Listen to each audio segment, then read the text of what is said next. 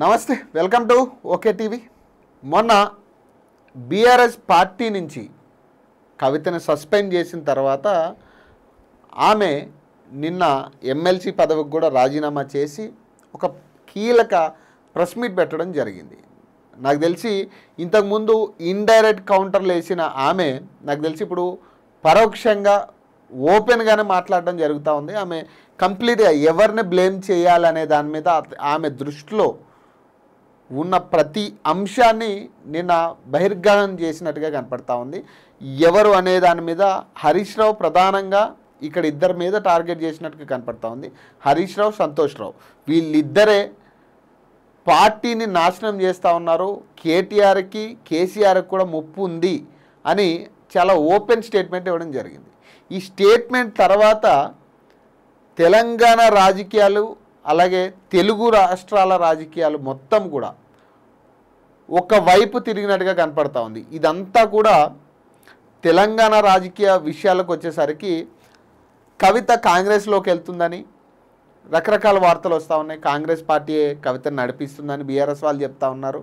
మరి ఇందులో ఎంతవరకు వాస్తవం ఉంది అనే దాని మీద ఇంకా క్లారిటీ లేదు. కాకపోతే ఎన్డీఏ కూటమి పనిగట్టుకుని కవితను వాడుకుని బీఆర్ఎస్ని బదనాం చేయాలని చూస్తుంది అనేది బీఆర్ఎస్ వాళ్ళు చెప్తామన్న మాట. సో ఓపెన్గా ఆమె ఏం చెప్తా ఉంది నిన్న. సో ఫస్ట్ ఒక్కసారి నన్ను సంప్రదించకుండానే ఉరి తీశారు, నేను ఏ పార్టీలోనూ చేరను, త్వరలో భవిష్యత్ కార్యాచరణ. సో కవిత చెప్తా ఉన్నారు. అలాగే ఎమ్మెల్సీ పదవికి పార్టీ సభ్యత్వానికి రాజీనామా చేయడం. సో నెక్స్ట్ ఇక్కడ ఒక కీలక పాయింట్ ఒకటి మాట్లాడడం జరిగింది. Kavitha strategy attack, next target KTR అయినా, లిస్ట్లో ఇంకెంతమంది ఉన్నారు. సో ఇది చాలా స్ట్రాటజికల్ అటాక్ అనుకోవచ్చు. ఎందుకంటే నెక్స్ట్ కేటీఆర్ను కూడా టార్గెట్ చేసే ఛాన్స్ ఉంది, ఈ లిస్ట్లో కేటీఆర్ కూడా ఉన్నారనేది చాలా ఓపెన్గా మాట్లాడుతూ ఉంది. సో అలాగే ఆమె కీలకంగా మాట్లాడిన పాయింట్లు ఇక్కడ చూద్దాం ఒకసారి. Harish Rao bubble shooter, trouble creator, 2018 ఎన్నికల్లో 27 మందికి అదనపు ఫండింగ్, కేసీఆర్ కేటీఆర్ను ఓడించాలని ప్లాన్ చేశారు, హరీష్ రావు రేవంత్ రెడ్డి మధ్య మ్యాచ్ ఫిక్సింగ్, నా లేఖ లీక్ చేసింది సంతోష్ రావే, నేరేళ్ల ఘటనకు ఆయనే బాధ్యత, పోచంపల్లి శ్రీనివాసరెడ్డికి అన్ని కోట్ల ఆస్తి ఎక్కడివి, నాపై కుట్ర జరుగుతున్నది చెప్పిన కేటీఆర్ స్పందించలేదు. సో ఇది గతం నుంచి మనం మాట్లాడుకుంటా ఉన్నాం. నాపై కుట్ర జరుగుతూ ఉంది, ఇన్ని ఇష్యూస్ బయట పెడుతున్నా కూడా నాకు తెలిసి కేటీఆర్ ఎక్కడ స్పందించినట్టుగా మనం చూడలేదు. ఎందుకంటే తీన్మార్ మల్లన్న కవిత ఇష్యూ అప్పుడు కూడా కనీసం చెల్లికి సపోర్ట్ చేసిన దాఖలాలు ఎక్కడ కనపడలే. సో ఆమె ఓపెన్గా ఒకటే చెప్తా ఉంది, నెక్స్ట్ కేసీఆర్ కేటీఆర్ని టార్గెట్ చేస్తూ ఉన్నారు వీళ్ళు. హరీష్ రావు అలాగే సంతోష్ రావు అలాగే జగదీశ్వర్ రెడ్డి మాజీ మంత్రి జగదీశ్వర్ రెడ్డి గురించి కూడా ఆమె చెప్తా ఉంది. ఈ ముగ్గురే పార్టీని నాశనం చేస్తూ ఉన్నారు, ఈ ముగ్గురు వల్ల కేసీఆర్కి కేటీఆర్కి థ్రెట్ ఉందని ఆమె క్లియర్గా చెప్తా ఉంది ఈ ప్రెస్ మీట్ నుంచి. సో ఒక్కసారి అంటే బీఆర్ఎస్ వాళ్ళని లైన్లోకి తీసుకుందాం, పావని గౌడ్ గారితో మాట్లాడదాం ఒకసారి. అంటే బేసిక్గా ఇక్కడ క్లారిటీ కూడా ఇంపార్టెంట్. ఎందుకంటే బీఆర్ఎస్ వాళ్ళు ఏమనుకుంటున్నారు అనేది చాలా, ఎందుకంటే కవిత ప్రెస్ మీట్ తర్వాత నాకు తెలిసి చాలామంది బీఆర్ఎస్ వాళ్ళు అంత ఓపెన్గా మాట్లాడలే ఇక్కడ. సో దీని గురించి కొంత చర్చిద్దాం. ఎందుకంటే ఖచ్చితంగా బీఆర్ఎస్ వాళ్ళు ఏమనుకుంటున్నారు దీని మీద. ఎందుకంటే సొంత పార్టీ మొన్నటి వరకు సొంత పార్టీ నాయకురాలు అలాగే కేసీఆర్ గారి కుమార్తె, మరి ఆమెను సస్పెండ్ చేయడం మీద బీఆర్ఎస్ శ్రేణులు ఏమనుకుంటున్నారు దాని మీద మనం ఒకసారి మాట్లాడే ప్రయత్నం చేద్దాం. ప్రజెంట్ ఫోన్ ఇన్లో మనతో పాటు బీఆర్ఎస్ నాయకురాలు, BRS fire brand Pavani Goud గారు ఉన్నారు, మాట్లాడదాం. హలో మేడం, నమస్తే. నమస్తే, గుడ్ ఈవినింగ్. గుడ్ ఈవినింగ్ అండి. మేడం, అంటే ఇది ఇప్పుడు కవిత సస్పెండ్ అనేది నిజంగా కేసీఆర్ తీసుకున్న డెసిషన్ అన్న? అంటే కేసీఆర్ గారి పార్టీలో కేసీఆర్ గారు డెసిషన్ తీసుకున్నారు. పార్టీ నుండి సస్పెండ్ చేయాల్సిన పనులు చేసింది కాబట్టి కేసీఆర్ గారు డెసిషన్ తీసుకొని సస్పెండ్ చేయడం జరిగింది. అంటే ఏంటా పనులు అని డౌట్ ఉందా? అంటే నాకు నిజంగా అంటే ఇప్పుడు ఆమె నిన్న ప్రెస్ మీట్ పెట్టిన తర్వాత కొంత డౌట్ వచ్చేది ఏంటంటే కేసీఆర్కి తెలియకుండా చాలా విషయాలు జరుగుతున్నాయి అన్నట్టుగా ఆమె మాట్లాడుతూ ఉంది కదా ఇండైరెక్ట్గా. సో దీనికి ఏం చెప్తారు మేడం మీరు? ఇప్పుడు కేసీఆర్ గారికి తెలియకుండా కేసీఆర్ గారికి తెలిసి అని ఉండేయండి. ప్రతిదీ ఏది జరిగినా కూడా కేసీఆర్ గారికి తెలియకుండా అయితే మా పార్టీలో ఏది జరగదు. అది రామన్న గారు కానివ్వండి, హరీష్ అన్న గారు కానివ్వండి, నిహిన్ కానివ్వండి, ఇంకెవరైనా కానీ ఆయన గీసిన గీత దాటనున్నాం మేము. ఆయనకు తెలియకుండా ఏ విషయాలు జరిగాయి. అంటే ఎందుకు అంటే సొంత కూతురు మీద ఇంత అంటే ఎందుకు అంత సడన్ డెసిజన్ తీసుకోవడం? సొంత కూతురా ఇంకో కూతురా కాదండి. ఇప్పుడు ఇది కుటుంబ పార్టీ అన్నారు. కుటుంబంలో వ్యక్తి క్రమశిక్షణ దాటితే ఇప్పుడు ఆమెను సస్పెండ్ చేస్తేనేమో కన్నబిడ్డనే సస్పెండ్ చేసిండ్రు అనేసి కొన్ని ఛానల్స్ అంటున్నాయి, కొంతమంది ప్రతిపక్ష నేతలు అంటున్నారు. కానీ కేసీఆర్ గారు ఒకటే చెప్పిండ్రు, బిడ్డైనా కొడుకైనా ఎవరైనా కూడా పార్టీ లైన్ దాటిండ్రంటే వాళ్ళ మీద చర్యలు తప్పవనేసి ఇదివరకు ఎప్పుడో చెప్పిండ్రు, ఇవాళ చేసి చూపించిండ్రు. ఆయనకు బిడ్డ కొడుకు ఇవన్నీ కాదండి ముఖ్యం. తెలంగాణ ప్రజలు, తెలంగాణ రాష్ట్రంలో ఉన్న తెలంగాణ రాష్ట్ర అభివృద్ధి ప్లస్ బీఆర్ఎస్ పార్టీలో ఉన్న 60 లక్షల మంది సభ్యులు ఎవరైతే ఉన్నారో వాళ్ళ భవిష్యత్తు ముఖ్యం. కానండి ఆమె క్వశ్చన్ చేస్తూ ఉంది కదా, ఎందుకు ఏ కారణం చేత నన్ను బయటికి పంపించారు అనే దాని మీద ఆమె నిన్న కూడా క్వశ్చన్ చేస్తూ ఉన్నారు కదా. నేను బీసీ రిజర్వేషన్ మీద నేను కొట్లాడాను. ఇప్పుడు ఆమె చెప్పేదంటే నేను బీసీ రిజర్వేషన్ మీద మాట్లాడడం జరిగింది. తర్వాత ఏదైతే తెలంగాణ తల్లి విగ్రహం దానికి సంబంధించి కూడా నేను కొట్లాడడం జరిగింది. మరి ఇన్ని అంశాలని చేస్తున్నప్పుడు వీటిలో ఏది క్రమశిక్షణబద్ధంగా ఉంది అనే దాని మీద ఆమె అడుగుతూ ఉన్నారు కదా. ఇప్పుడు మీరు ఇవన్నీ చెప్పిండ్రండి, ఓకే, ఇవన్నీ వేరు. మా పార్టీ రజతోత్సవ సభ జరుగుతుంది. రజతోత్సవ సభ జరగంగానే ఒక లెటర్ వస్తుంది. లెటర్ లీక్ అయింది అని చెప్తారు, ప్రెస్ మీట్ పెడతారు. దాంట్లో హరీష్ అన్న గారి ఫ్లెక్సీలు పెట్టలేదు, కార్యకర్తల మనోభావాలు దెబ్బతిన్నాయి అని రాస్తారు. ఇంకొక విషయం రాగానే యూరియా తోటి రైతులు సతమతం అయిపోతుంటే, వరదలు వచ్చి బాధితులు అందరూ అదైతుంటే, ప్రజలందరూ అదైతుంటే, అతలాకుతలం అవుతుంటే మళ్ళొక లెటర్ మళ్ళొక ఫ్లైట్ దిగుతారు, మళ్ళొక ప్రెస్ మీట్ పెడతారు. ఏమంటారు? కాళేశ్వరం ప్రాజెక్ట్ లో అవినీతి జరిగింది, దానికి మొత్తం హరీష్ రావే కారణం అంటారు. సీనియర్ నాయకుడు జగదీశ్వర్ రెడ్డి గారిని లిల్లీపుట్ అంటారు, కేటీఆర్ గారిని గ్రీకు వీరుడు అంటారు, హరీష్ రావు గారిని అవినీతి పరుడు అంటారు, సంతోష్ గారినేమో ఇంకొక మాట అంటారు. ఇప్పుడు ఎవరండి అనంది? పార్టీలా ఏదైనా జరిగితే, కుటుంబంలో ఏవైనా లొల్లీలుంటే సామరస్యంగా లోపల సర్దుకోవాలి. అవి కుటుంబ పరువును బజార్లో విడవడం కరెక్ట్ కాదు కదా. ఇప్పుడు దొంగ చేతికి తాళాలు ఇచ్చినట్టు అయిపోయింది. ఏంటంటే ఎవరైతే నవ్వుతున్నారో వాళ్ళందరి ముందట కింద బోర్లేసినట్టు జారి పడ్డట్టుగా చేస్తున్నారు తప్ప ఇంకొకటి ఏం లేదు. కేసీఆర్ గారు శిఖరం, ఆ శిఖరం కింద చాలా మందిమే ఉన్నాము, చాలా మందిని పనిచేస్తున్నాము. ఆయన కోసమే ప్రాణాలు త్యాగం చేయడానికి కూడా సిద్ధమైన వాళ్ళం చాలా మంది ఉన్నాము, పనిచేస్తూ ఉన్నాము. రేపు బీఆర్ఎస్ పార్టీ భవిష్యత్తుకు గాని తెలంగాణకి గాని ఏదైనా అన్యాయం జరుగుతుంటే ఇట్లనే ఉంటాయి చర్యలు అనేటి అని నిరూపించింది. ఇంకోటి ఏంటంటే లేఖ ఏదైతే నేను రాసిన లేఖ ఉందో లేఖ లీక్ చేసింది కూడా సంతోష్ రావు అని చెప్తా ఉన్నారు కదా ఆమె. ఇప్పుడు లేఖ లీక్ అయిందా, లీక్ కాలేదా? లేఖ లీక్ అయినాక వచ్చి ప్రెస్ మీట్ పెట్టి మాట్లాడిన సందర్భాలను బట్టి చూసిండ్రండి, ఓకేనా? అది లేఖ లీక్ ఎవరు చేసిండ్రు, లేఖ ఎవరు రాసిండ్రు? ఇప్పుడు తండ్రి బిడ్డల మధ్య లేఖలు అంటే వాళ్ళు రాసుకుంటారు కావచ్చు, బట్ రాసినా కూడా ఏదైనా జరిగితే లోపల చూసుకోవాలి కానీ బయట పెట్టద్దు కదా. ఇప్పుడు నిన్న మొత్తం ఆమె టార్గెట్ అంతా కూడా నాకు కేటీఆర్ కాదు, నాకు టార్గెట్ మొత్తం కూడా హరీష్ రావు, అలాగే సంతోష్ రావు, తర్వాత జగదీశ్వర్ రెడ్డి, వీళ్ళ ముగ్గురే నాకు టార్గెట్. వీళ్ళ ముగ్గురు వల్లే పెడుతున్నట్టు. ఆ ముగ్గురు ఎందుకంటే విద్యుత్ విషయంగా అవినీతి జరిగింది అన్నప్పుడు లెక్కలతో సహా జగదీశ్వర్ రెడ్డి గారు అసెంబ్లీ సాక్షిగా తీర్చి చెందాడి కాబట్టి ఆయనను ప్రత్యర్థులు ఏదైతే తట్టుకోలేక ఉన్నప్పుడు పార్టీకి ఇమేజ్ వచ్చినప్పుడు ఆయన ఒక మాట అన్నారు, లిల్లీపుట్ అన్నారు.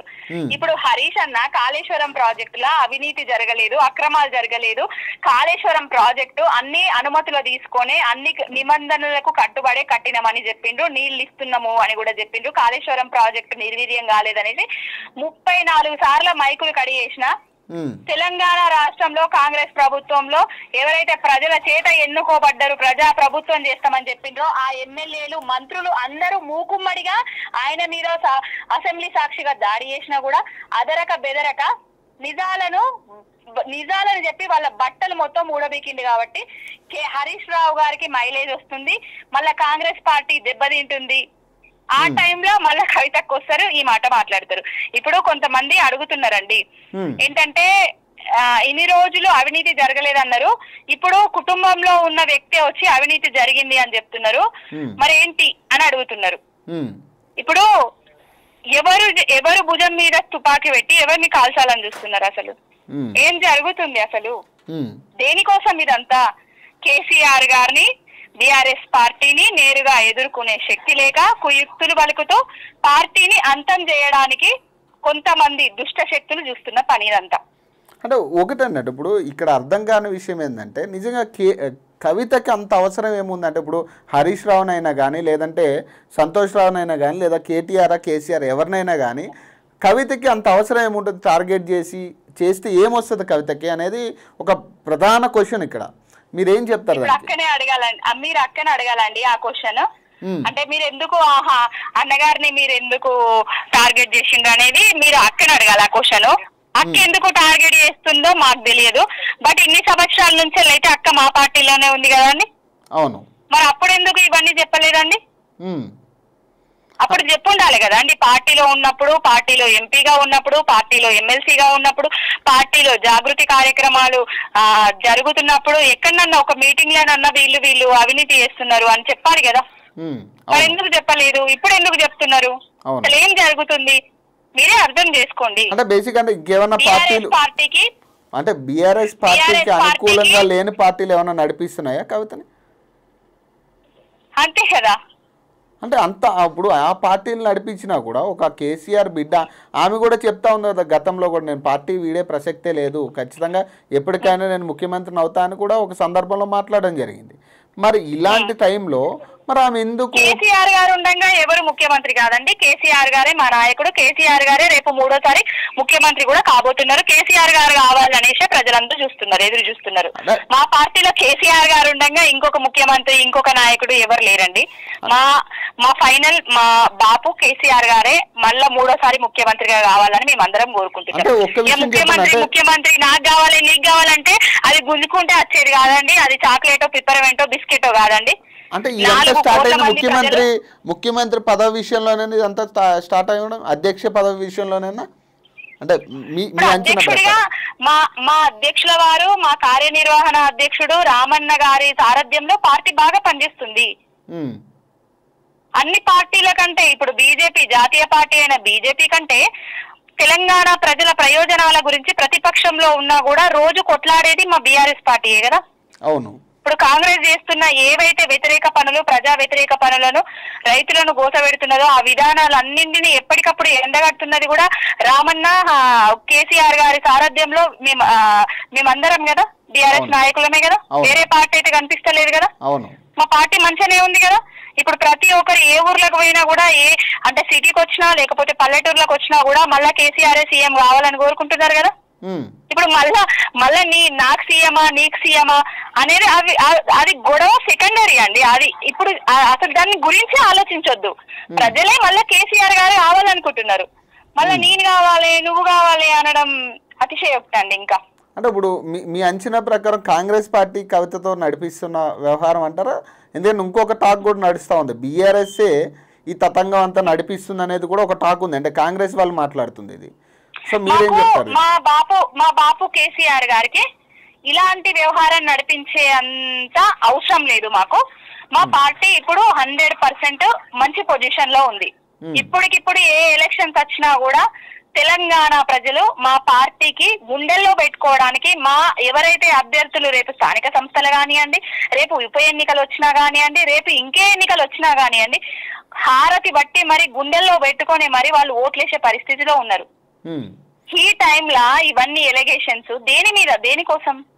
రెండు జాతీయ పార్టీలు కలిసి చంద్రబాబు నాయుడు కలిసి ఏదైతే టీడీపీని తెలంగాణ రాష్ట్రంలో లేకుండా చేసిండ్రో కేసీఆర్ గారు, వాళ్ళందరూ కలిసి మూకుమ్మడిగా బాపు కేసీఆర్ గారి మీద దాడి చేస్తున్నారు. ఆ దాడికి అగ్నిలో ఆద్యం పోసినట్టుగా తానా అంటే తందానా అన్నట్టుగా కొంతమంది వ్యాఖ్యలు ఉన్నాయి కాబట్టి ఇలాంటివి జరగండి, సస్పెన్షన్ వరకు రావడం జరిగింది. అంటే ఇంకొక పాయింట్ ఇక్కడ నెక్స్ట్ రామన్న, అదే ఇప్పుడు కేటీఆర్ టార్గెట్ అని కూడా ఒక అంశం నడుస్తా ఉంది. నెక్స్ట్ ఆల్రెడీ కేటీఆర్ గారిని ఎప్పుడో టార్గెట్ చేస్తేనే కదా అండి కేటీఆర్ గారి వర్కింగ్ ప్రెసిడెంట్ ఇవ్వడమే కరెక్ట్ కాదు అని చెప్పడం వల్లనే కదా అండి కేటీఆర్ గారి సారథ్యంలో నేను పనిచేయలేను అని చెప్పిండ్రు కదా. చెప్తేనే హరీష్ రావు గారు వచ్చి ప్రెస్ మీట్ పెట్టి కేసీఆర్ గారి ఎవరికి కార్యనిర్వహణ అధ్యక్షుడు ఇచ్చినా ఎవరి సారథ్యంలో పనిచేయమని చెప్పినా ఒక నిబద్ధత గల నాయకుడి లాగా నేను వాళ్ళ కోసం కార్యకర్తగా పనిచేస్తా అని చెప్పింది. అవును, కేటీఆర్ గారి టార్గెట్ ఫస్ట్ అయిపోయిందండి. టార్గెట్ అయిపోయింది. మళ్ళా తర్వాత జగదీశ్వర్ రెడ్డి మెయిన్ పిల్లర్స్ ఎవరైతే ఉన్నారో వాళ్ళందరి టార్గెట్ ఒక్కొక్కరిని విమర్శించుకుంటా వాళ్ళ మీద అవినీతి పరులు అనే ఆరోపణలు చేసుకుంటా ఇక్కడ దాకా వచ్చింది. అంటే ఇప్పుడు నెక్స్ట్ కవిత తర్వాత కేటీఆర్ ని వెళ్ళగొడతారనే చర్చ నడుస్తా ఉంది. ఆమె కూడా ఆ పాయింట్ కూడా లేవనెత్తింది. నెక్స్ట్ టార్గెట్ అంటే వెళ్ళగొట్టే పరిస్థితి అట్లాంటి పనులు రామన్న చేయరు. రాముడు మంచి బాలుడు.